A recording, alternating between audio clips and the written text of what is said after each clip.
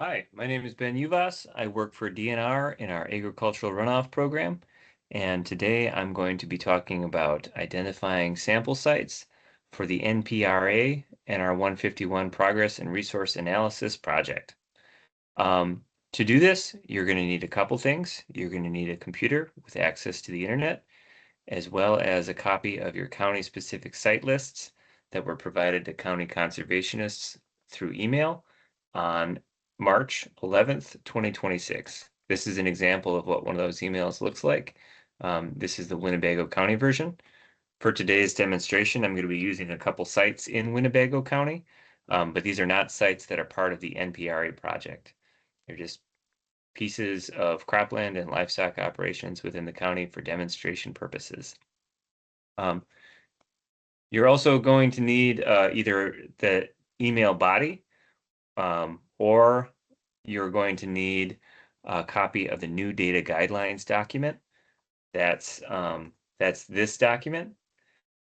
That was distributed also to county conservationists from the NR 151 analysis email on April 17th. Either one of those documents will work because it's got the same set of definitions that we're interested in. We'll do this in two parts. We'll do Silurian and livestock sample sites first, and then we'll do livestock operation. We'll do Silurian and cropland sample sites first, and then we'll do livestock operation sample sites after that. So to get started, you can open up either the PDF or the Excel version of your county sample sites. That's going to look like this. You'll see that some of these sites, there's the type is described, and some of these sites are grayed out. Those sites DNR is going to be entering information for, so the county could choose to enter additional information, or just leave it up to DNR to use their data to complete the Qualtrics survey. So we'll click on our sample site that we're interested in. You click on this, and when you do that, it'll open up in Google Maps, and what you'll see is a red dot on a field or on an animal grazing area. And what we want to do is get a determination on the approximate boundaries of this cropland or Silurian sample site. Now let's define some of our terms quick. We'll go back to our email.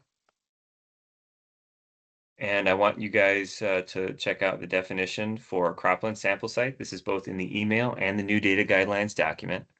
A cropland sample site is a contiguous area of land with a common agricultural practice and management regime, including crop fields, pastures, and winter grazing areas, but not feedlots. In layman's terms, a cropland sample site is a field, pasture, or animal grazing area. And in this last point, it's important that the scope here is fairly narrow and limited. The field containing the sample point dot is your sample site, not other fields owned by the same landowner or crop producer or other fields that share a common nutrient management plan. Keep in mind the definition for Silurian sample sites are very similar to cropland sites. The exception is that Silurian sample sites also are located in areas where the Silurian bedrock targeted performance standard applies. So, going back to our definition, contiguous area of land with a common agricultural practice and management regime. When I look at this dot, I see this tall rectangle that appears to have the same kind of crop stubble and the same kind of tillage as that area of consistent agricultural management. So I'm identifying this area as the cropland sample site based on my professional judgment. But instead of stopping here, I want to keep going just a little bit farther because I want to be well positioned to look for existing data that might be related to this field that I have in my, like for example, in my county's in records. I used the term existing data a moment ago, and I want to go back to that email again so we can look at the definition for existing data. Existing data is specifically any kind of written or recorded compliance determination made by DNR or a county after the effective date of the performance standard or prohibitions. So it's often October 2002, but could be later, for example, July 2016 for the Silurian Bedrock Targeted Performance Standard. Now, because NPRA is a research project, not a project that's at all focused on compliance and implementation of NR 151, the landowner notification requirements aren't relevant as a research project. So it doesn't make a difference whether or not the county or DNR has shared these compliance determinations outside the agency before sharing them with NPRA. Because again, NPRA is a research project, not an NR 151 implementation project. So to look up some information to help us understand or to help us look for existing data for this field, I'll show you one option that's going to be well suited for counties that do not have internal geospatial databases. And this option would be using an external facing GIS system. Most counties, maybe all counties, have a parcel viewer GIS system. I got here by Googling Winnebago County GIS or searching that on Bing, it appears. And when I open up this parcel viewer, and then when I navigate through the system to our cropland sample site, I'll see that there are two tax parcels that have land within our sample site. And when I click on one of them, I'll be able to record the tax parcel ID, the owner, in this case, Town of Oshkosh, and a mailing address for that owner. I can repeat this process for the sliver of the parcel that's on the east as well. Perhaps my system files by landowner name or by tax parcel ID or by mailing address. Now I've got all of that information to follow up within my system to look for existing data.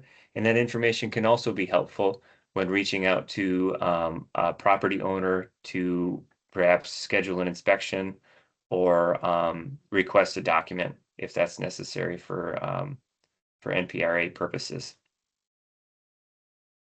The last thing I want to do before we show you an example using a livestock operation site is, because I know that NPRA is going to require me to submit information about how big this field is, how many acres it has. While I'm here, I'm going to use the measure tool that's on this web-based GIS platform. It's a very common tool to measure the area. Instead of using the acreage reported in the parcels, because the parcels include areas like this wooded section or this section down here that's got a dwelling on it, these areas aren't used for agricultural purposes. So I'll use this measure tool to just simply digitize the field boundaries really quick and double click to close it. And this came out to be about 14.8 acres. So in my notes, I'll record that as well. And whether or not there's existing data, I'll have this piece of data that I'll be able to submit in Qualtrics when that time comes. To do this step for a livestock operation sample point, it's very similar. We'll start back by again defining our terms in the email. A livestock operation sample site is a contiguous area of land containing livestock facilities controlled by the same livestock producer. It's a farmstead. The definition does not include, for this NPRA purpose, doesn't include other farms owned by the same livestock producer, or even if there's part of the same animal feeding operation under 243 definitions. Again, NPRA is a research project, and this is how we've defined livestock operation sample site for this research project.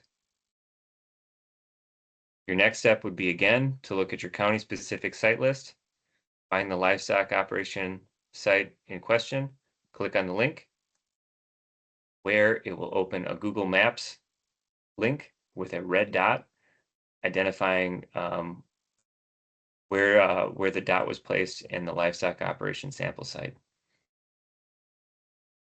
If you need to, again, you can revisit that definition, but all the livestock facilities here are what I'm interested in. And what I can see is I can see some feedlots, barnyards, outdoor animal areas, pastures, etc., as well as perhaps some feed storage and some buildings. Got a general idea of what the sample site is, but just like our cropland and Silurian examples, for this livestock example, I want to pull this open in my web-based GIS system. And I'll see again that our sample site is composed of 2 different parcels. But because I want to look up to see if we've got existing data, I'll click on these, track down tax parcel ID number, landowner name, mailing address, and I can use this information again to search for existing data and prepare myself if I need to reach out to that landowner for any additional information I might need. Thank you very much for watching this. If you have questions, you can follow up with the NPRA project team using the email that's been distributing information to county conservationists. Following this video, you'll see another one produced that is help explain what to do next as far as determining whether or not inspections are necessary, whether or not it's recommended to request a nutrient management plan, to review, and getting a general understanding of what performance standards and prohibitions might apply to your sample site. Thanks again for watching. Have a nice day.